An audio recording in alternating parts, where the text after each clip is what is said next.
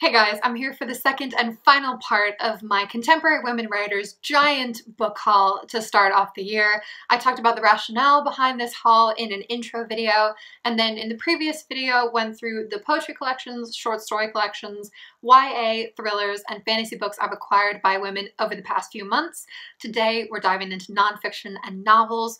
Quick note, something I forgot to mention before, is that for any booktubers out there, if you're interested in buddy reading any of these books with me, please hit me up. I would love to have the extra motivation and discussion. Let's start off with biography. I recently hauled Victoria the Queen by the Australian-based British author Julia Baird, and another one that I've had my eye on is Cleopatra, A Life by Stacy Schiff, who's an American writer. Let me know if you've read that one or any other books like it. I would really appreciate some biography suggestions. Getting into other types of nonfiction, I have two memoirs, the first of which is Once Upon a Time in the East by Xiaolu. I read her novel I Am China, and this is about her childhood growing up with her grandparents in a small Chinese fishing village and being illiterate for a number of years, then going to film school in Beijing, and finally traveling to Britain, which turned out to be very different from what she expected. The other memoir is Animal Vegetable Miracle by Kingsolver, another American. I've read 11 of her books, including all of her fiction. You can say I'm a fan. And this is a food memoir about Kingsolver and her family relocating to a farm in Appalachia, to grow all their own food or to buy what they couldn't grow locally. I know nothing about food, not what's in it, not where it comes from. I've sort of been blissfully ignorant about that kind of thing all my life, so I'm going to be interested to learn something. My last nonfiction pick is Secondhand Time, The Last of the Soviets by the Belarusian Nobel laureate Svetlana Alexievich, translated by Bela Shayevich. I've read Zinky Boys by her, which is about the Soviet-Afghan War, and in this whole haul, this is one of the books I'm most excited about. It weaves together interviews from many Soviet citizens about the collapse of the USSR. And for those of you who don't know, I worked in Russia for a year, and this is a topic that fascinates me. On to the novels, and there are so many, so I'm gonna have to pick up the pace here. The first is by the Canadian writer Margaret Atwood, and it's The Edible Woman. I've read The Handmaid's Tale twice, and then Hagseed and Alias Grace.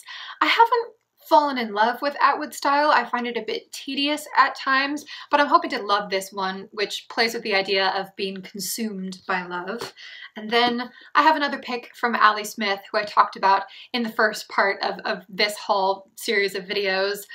This is her novel There But For The, and it's about a dinner party where a man who's a relative stranger goes upstairs, locks himself in the bathroom, and refuses to come out.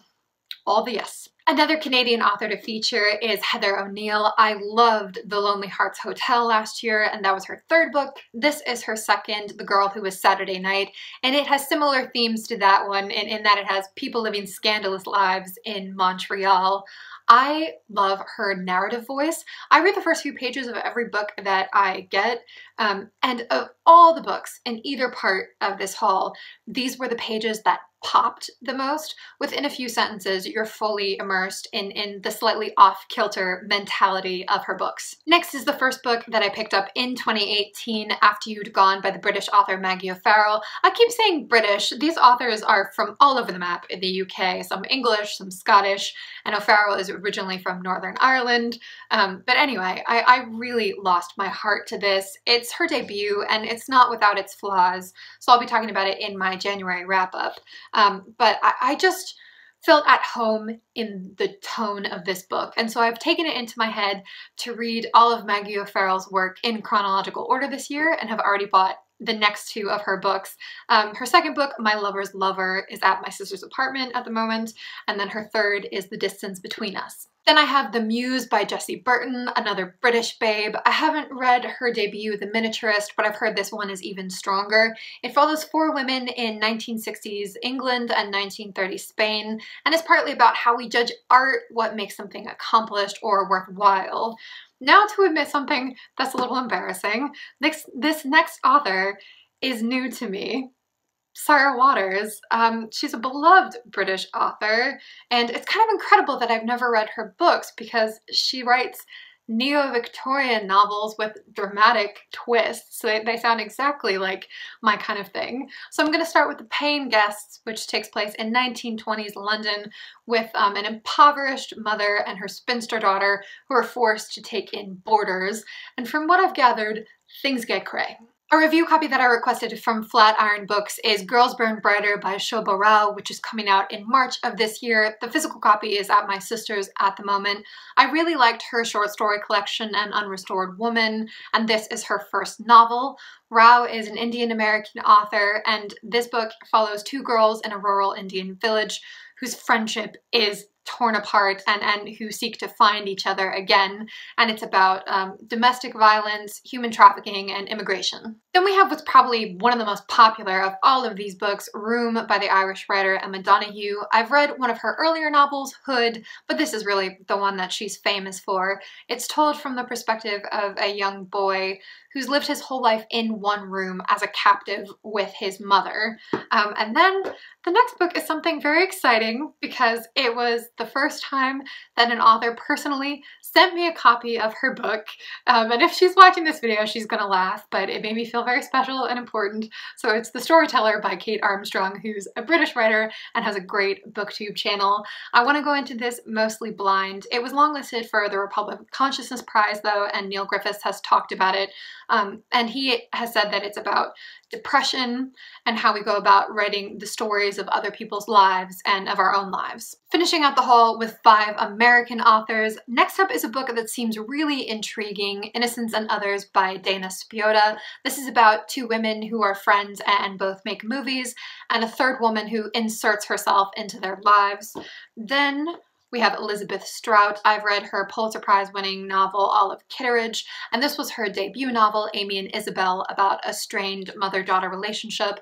Always a hook for me. And next up is a book that I've heard is a bit bizarre, The Blazing World by Siri Hustvedt. It should be bizarre because it's a reference to Margaret Cavendish.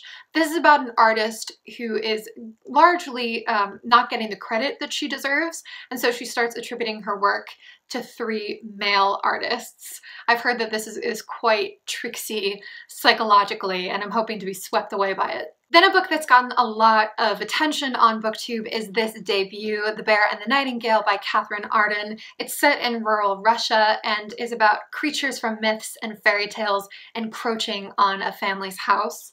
And then lastly, we have another author that is a little embarrassing to admit I haven't read before, Claire Massoud. So I bought her most recent book, The Burning Girl, which is a coming-of-age story about 2 girls growing up in a small town who are friends from childhood and how one of them ruins that relationship. This being a novel, we can have nice things. Whew, that is that. So many authors that I still could have included. I mean, Marilyn Robinson and Jesmyn Ward and Tyree Jones are a few who come to mind right off the bat.